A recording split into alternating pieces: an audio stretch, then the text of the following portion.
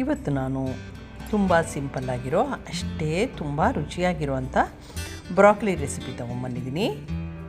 ನೋಡ್ತಾ ಇದ್ದೀರಲ್ಲ, ತುಂಬ ಹೆಲ್ತಿ ರೆಸಿಪಿ ಇದು. ನೀವು ಈ ರೆಸಿಪಿ ಟ್ರೈ ಮಾಡಿ ನೋಡಿ. Hi everyone, welcome to Hema's hobbies and kitchen. ಮೊದಲಿಗೆ ನಾನು ಒಂದು ಪ್ಯಾನ್ನ ಕಾಯಿಸ್ಕೊಂಡು ಅದಕ್ಕೆ 1 ಸ್ಪೂನಷ್ಟು ಬೆಣ್ಣೆ, ಒಂದು ಸ್ವಲ್ಪ ಎಣ್ಣೆ, ಒಂದು ಚಮಚ ಹಾಕ್ಕೊಳ್ಳಿ ಸಾಕು. ಆಮೇಲೆ ನಾನು ಇದಕ್ಕೆ ಜೀರಿಗೆ ಹಾಕ್ಕೊಂಡು ಒಂದು ದೊಡ್ಡ ಈರುಳ್ಳಿ ಸ್ಲೈಸ್ ಮಾಡಿರೋದು ಇದಕ್ಕೆ ಹಾಕ್ಕೊಂಡು ಈರುಳ್ಳಿನ ಫ್ರೈ ಮಾಡ್ಕೊತಿದ್ದೀನಿ.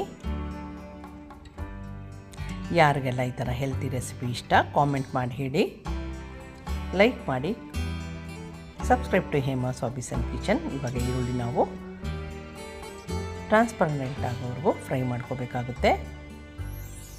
ಆಮೇಲೆ ನಾನು ಇದಕ್ಕೆ 1 ಸ್ಪೂನಷ್ಟು ಶುಂಠಿ ಬೆಳ್ಳುಳ್ಳಿ ಪೇಸ್ಟ್ ಹಾಕ್ಕೊಂಡು ಅದನ್ನು ಹಸಿ ವಾಸನೆ ಹೋಗೋವರೆಗೂ ಫ್ರೈ ಮಾಡ್ಕೊತಾ ಇದ್ದೀನಿ.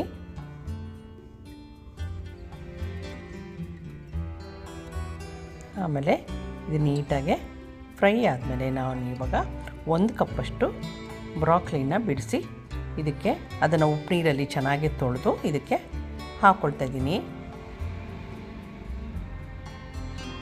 ಬ್ರಾಕ್ಲಿನೂ ನೀಟಾಗಿ ಫ್ರೈ ಮಾಡ್ಕೊಂಬಿಡೋಣ ಇವಾಗ ಇದ್ರ ಜೊತೆನೇ. ಆಮೇಲೆ ರುಚಿಗೆ ತಕ್ಕಷ್ಟು ಉಪ್ಪು ಹಾಕಿ ಅದನ್ನು ನೀಟಾಗಿ ಮಿಕ್ಸ್ ಮಾಡಿಕೊಂಡು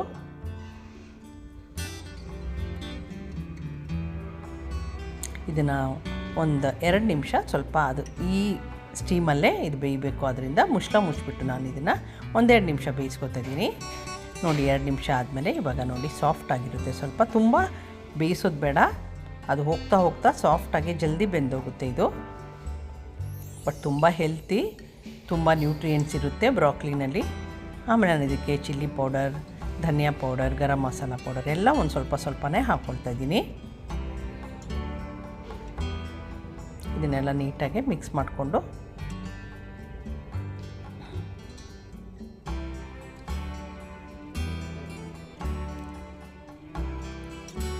ಇದಕ್ಕೆ ನಾನು ಅರಿಶಿನ ಮತ್ತು 1 ದೊಡ್ಡ ಚಮಚದಷ್ಟು ಮೊಸರು ಹಾಕ್ಕೊಳ್ತಾ ಇದ್ದೀನಿ.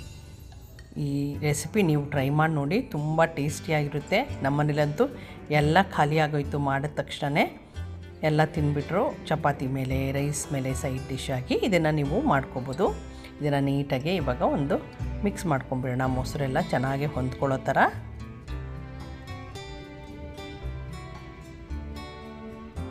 ಇದೆಲ್ಲ ಆದಮೇಲೆ ನಾನು 1 ಟೊಮ್ಯಾಟೊ ಈ ಥರ ಸ್ಲೈಸ್ ಮಾಡಿ ಹಾಕ್ಕೊಳ್ತಾ ಇದ್ದೀನಿ.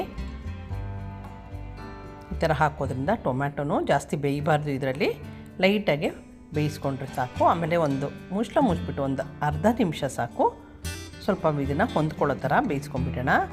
ಇವಾಗ ಅರ್ಧ ನಿಮಿಷ ಆದಮೇಲೆ ನೋಡಿ ಈ ಥರ ಆಗಿರುತ್ತೆ. ಯಾರೆಲ್ಲ ನೋಡ್ತಾಯಿದ್ರು ಇಷ್ಟ ಆಗಿದ್ರೆ ಲೈಕ್ ಮಾಡಿ, ಕಾಮೆಂಟ್ ಮಾಡಿ, ಶೇರ್ ಮಾಡಿ. ಆಮೇಲೆ subscribe to Hema's hobbies and kitchen. ಇದಾದಮೇಲೆ ನಾನು ಈರುಳ್ಳಿ ಹೂವು ಉದ್ದಕ್ಕೆ ಕಟ್ ಮಾಡಿರೋದು ಮತ್ತು ಕೊತ್ತಂಬರಿ ಸೊಪ್ಪು ಹಾಕ್ಕೊಂಡು ಫಿನಿಷ್ ಮಾಡ್ಕೊಳ್ತಾ ಇದ್ದೀನಿ. ತುಂಬ ಟೇಸ್ಟಿಯಾಗಿರೋ ಇವಾಗ ಬ್ರಾಕ್ಲಿ ಪಲ್ಯ ರೆಡಿಯಾಗಿದೆ. ನೀವು ಈ ರೆಸಿಪಿ ಟ್ರೈ ಮಾಡಿ ನೋಡಿ. Thank you for watching my video.